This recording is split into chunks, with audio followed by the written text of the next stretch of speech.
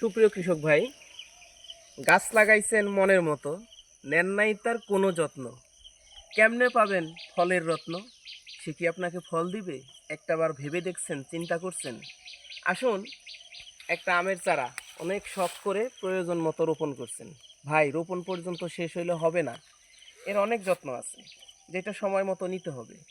যদি সময় মতো আপনি যত্ন নিতে ব্যর্থ হন, এ গাছ আপনাকে ব্যর্থতার পরিচয় ছাড়া ফলের পরিচয় কখনোই দিতে পারবে না। দেখেন, এই যে আমের চারাটা রোপণ করছেন, নতুন একটা কুশি আসছে। ভাই, ফল কিন্তু মূলত কুশিতেই দিবে।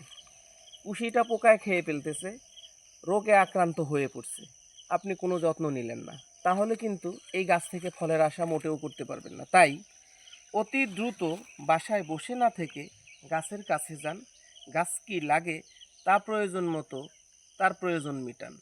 এই যে এইখানে যদি আপনি সাইপারমেথিয়নটা এখন ব্যবহার করতে পারেন পরিমিত মাত্রায়, তাহলে এই যেই পোকায় পাতাটা খাচ্ছে এটা চলে যাবে।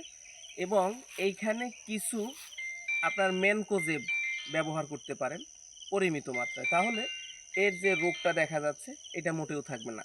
এই কুশি টিকাইতে যদি আপনি ব্যর্থ হন, আগামী মৌসুম মুকুলের পরিবর্তে চলে আসবে আপনার নতুন পাতা, মুকুল আসবে না, ফলও পাবেন না।